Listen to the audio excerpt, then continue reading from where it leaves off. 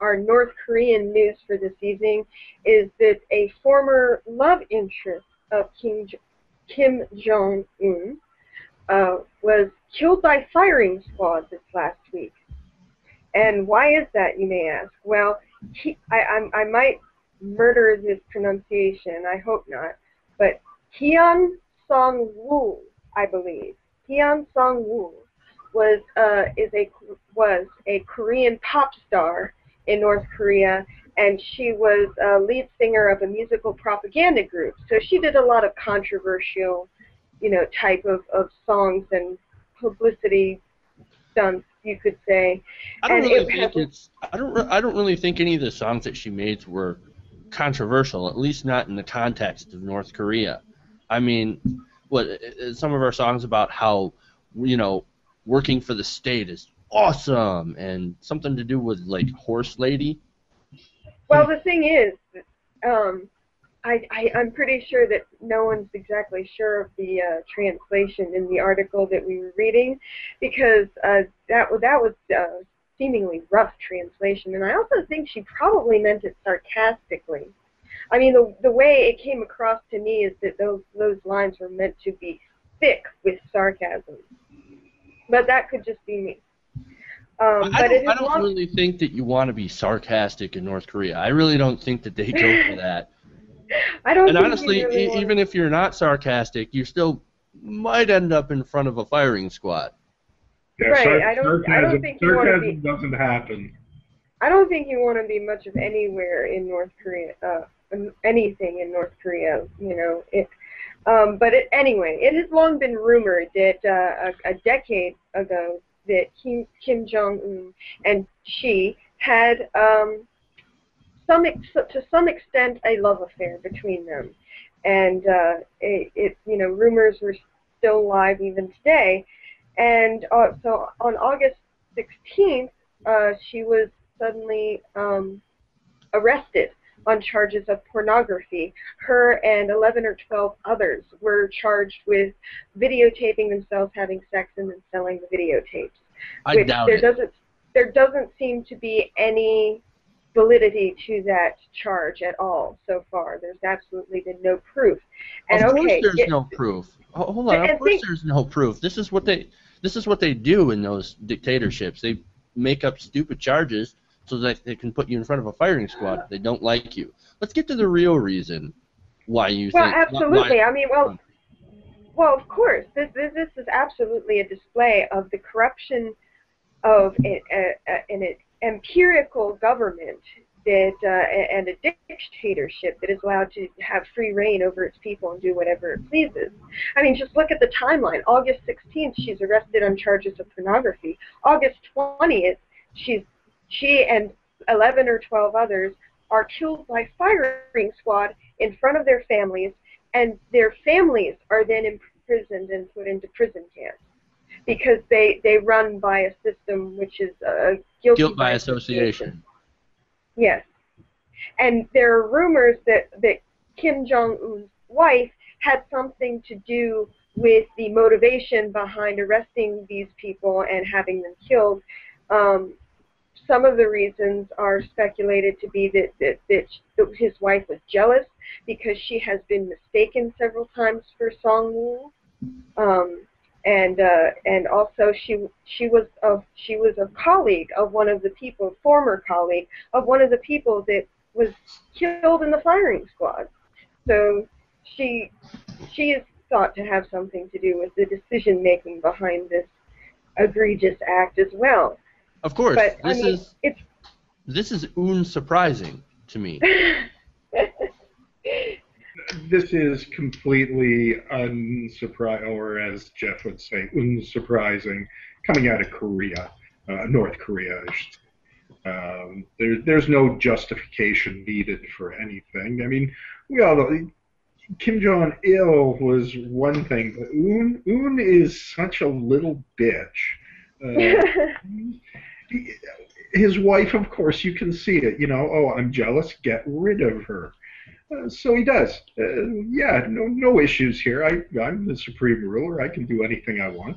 And then on top of it, let's just throw all their families and all the people from all these orchestras and musical groups, let's throw them in camps too. Because after all, now this is an important part of that. Those people all make them money. Those people are sold, well, I shouldn't say sold, they're leased to Russia. These people, they go into, for lack of any other term, gulags, where they go and work slave labor, and Russia pays North Korea for these workers. And they're kept in slave conditions. I must mention here, for anybody who's really into the topic of North Korea, I have to really give a shout out to Vice.com and their YouTube channel, because they do some of the most compelling and most unbelievable access videos on North Korea. It is quite enlightening what goes on over there and the things they do. So I got to give a quick recommendation there for anybody interested in the topic. You got to check out Vice.com and on YouTube and see some of the stuff they have on North Korea. Okay, and to me, all joking aside, this whole thing is just another example of the rampant human rights abuses going on in North Korea. I mean, this is a horrible story, and I feel bad for laughing and making stupid puns about it. But you know, Kim Jong Un is such a, I don't know what you said. He's a kind of a bitch. He's kind of, you know, what he's trying to do is he's trying to surpass his dad, and he's trying and failing miserably. He's actually a god. Sounds like a terrifying place to live. And you're right. They deify their rulers, and they make up myths and legends surrounding them. And well, like how Kim Jong-Il used to bowl perfect 300s every time. And golf. Like unicorn. You know, how unicorns, you know, they found a unicorn lair in North Korea. One time he golfed a golf game, and he got a hole in one at every single hole. Time. Yeah. I don't think they went that far. I think they said he did it in like 27 strokes or something like that. But he still has the world record for holes in one with 180 something. That's not hard to do when you live off in a closed society like that. You know, you could say you have a world record in anything, and the people will believe it. And right. Of course, because you tell them to. Because if they don't believe it or don't act like they believe your bullshit, you get a firing squad. If you're in power, anything goes. If you're Kim Jong Un in North Korea, anything goes. He can do anything he wants, and it just, when you hear things like this, it really hits me how that power is just it's so easily abused, and it's so often abused by people like him who are just trying to prove his place, you know, in the world and prove that he's in charge. And I get nervous about, like, my friend, she loves to travel around the world, but sweet thing, as many places as she's been, she remains very naive, and she goes to North Korea, and she's like, oh, it's not like, you know, it's not like everyone says, it's not nearly that bad. All the people there, they say they like it, and they're happy and all that. They're not allowed to say anything else. Well, they're not allowed to. She reminds me of Rodman. He's so naive because his brain has just been scrambled like a freaking egg that he doesn't get it. He doesn't. This goes back to what we're saying. This is oh my God, this is North Korea, greatest country on earth. Oh my God, I love it here. You know, and he buys it, and it sounds like your friend is also buying it as well. Newsflash, they tell you that you must say that you like it, or else you die, or go to a prison camp. Yeah, and there are so many elements to the story. There's the element of, you know, someone getting killed by firing squad, which seems so, you know, otherworldly and a century ago. You know, when you see that in a headline, you're like, what? Is that an Onion headline? Someone died by firing squad? But then there's also the aspect of the story that is pornography is a crime punishable by death in North Korea. But again, that's nothing surprising. This is nothing new for North Korea. That's old news. That's always been. But here's going back to what you were saying before, Ree.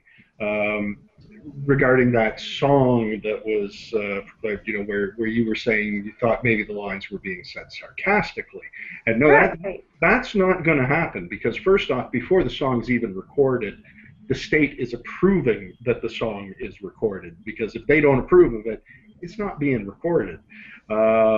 There was the story of just after Kim Jong-il's death, one of the top generals was executed publicly and swiftly because he didn't show enough remorse during the ceremonies for the burial of Kim Jong-il. Yeah, he That's was not the, not sad. Oh and God. then just one last thing to pawn on to what Jeff was just saying, and playing back to what I was saying before. That trip with by Rodman to one thing that I didn't know until just recently when they put it out.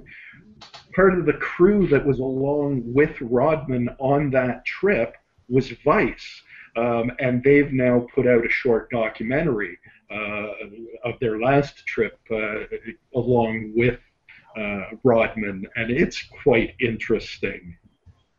Yeah, I Oh, remember Sean. when Kim Jong-il died, and there were crowds and crowds of people, and they were all crying, and there was like actual news headlines, and people coming up to me in person asking, "So do you think that's real? Do you think they're really mourning their leader?" And I'm like, "No, they're not. They have to, or they'll be killed."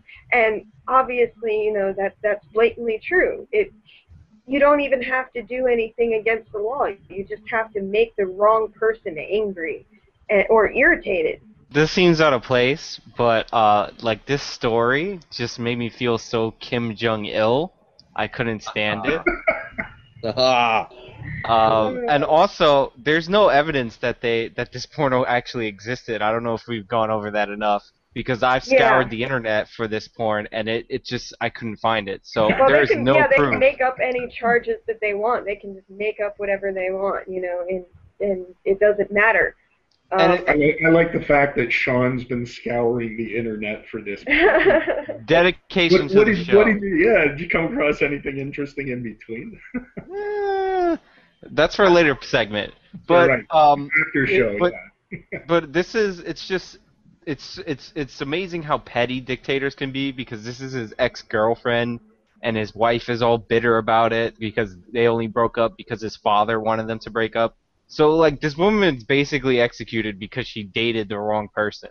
And the poor thing, I never- mean, what choice did she have? I mean, when Kim Jong-Un comes up to you and says, "Hey, you want to go out with me?"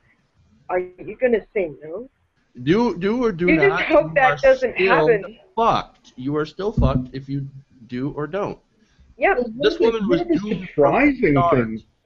One of the surprising things here is that she wasn't already executed a long time ago, because as the story is here, Kim Jong-il did not approve of their relationship and wanted it ended and whatnot. So I'm quite surprised that she even made it this far. Right. And I don't Yeah. mean it in a flippant way. Not that I wish her ill and I wish she was dead. I'm just surprised that it didn't happen while Kim Jong-il was still alive. No, I understand. He must have been merciful.